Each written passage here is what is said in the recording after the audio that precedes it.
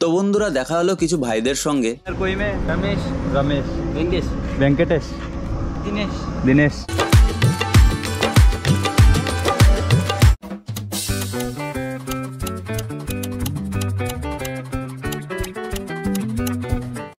আমি চেন্নাই পার করে নিয়েছি, খুব ভালো লাগছে। এখন সকালের মোমেন্ট। কাল রাতে ছিলাম আমি এই হোটেলে, তার জন্য ঘুমও ঠিকঠাক হয়েছে।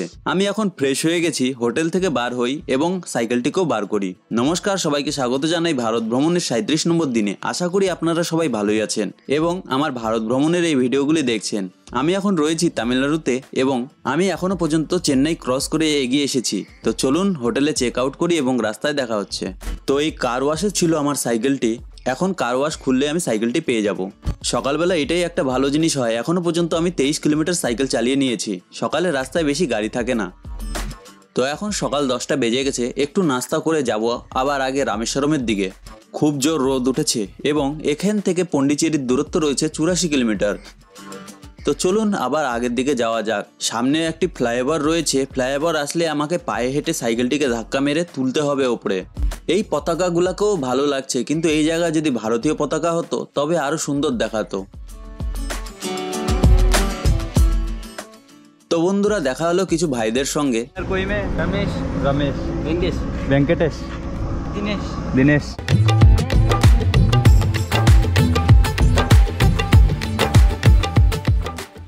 এখন জলের সঙ্গে একটু গ্লুকোজ গুলিয়ে নেই।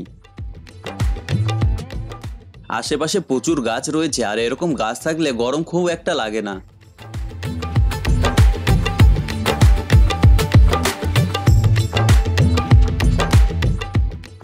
তো বন্ধুরা এখন আমি প্রথমে যাব রামেশ্বরমের দিকে এবং তারপর যাব কন্যাকুমারীর দিকে। কন্যাকুমারীকে বলা হয় ভারতের শেষ, কিন্তু রামেশ্বরম যে জায়গাটি রয়েছে ওখান থেকে শ্রীলঙ্কা মাত্র 13 কিলোমিটার দূরে রয়েছে।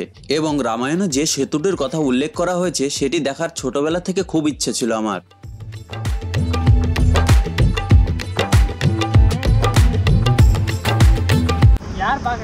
यार भाग रहे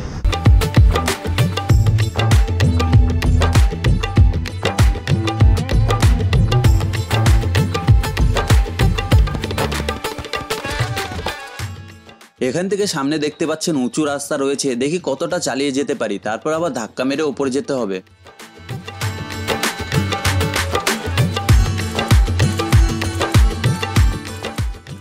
তো সকাল থেকে এখনো পর্যন্ত কোনো জায়গায় দাঁড়ানি রেস্ট করার জন্য।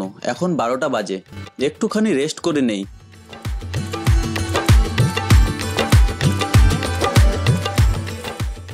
আজকে আমি সকাল থেকে সাইকেল চালালাম 90 কিলোমিটারের মতন এবং সাইকেল নিয়ে আগে আর যেতে পারছি না, হাত পা সবকিছুই ব্যথা করছে। তা আজকে 90 কিলোমিটারে অনেকটা মনে হলো। আজকে আমি থাকবো এই হোটেলে রাতের খাবারের জন্য। রাস্তার পাশে একটি স্টলে এসেছি, দেখতে পাচ্ছেন এটা হচ্ছে আমার রাতের খাবার।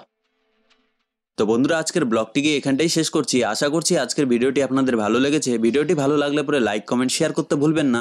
চ্যানেলে নতুন হলে করুন সাবস্ক্রাইব। দেখা হচ্ছে আবার নতুন ভিডিওর সঙ্গে। আপনার মূল্যবান সময় আমাকে দেওয়ার জন্য ধন্যবাদ।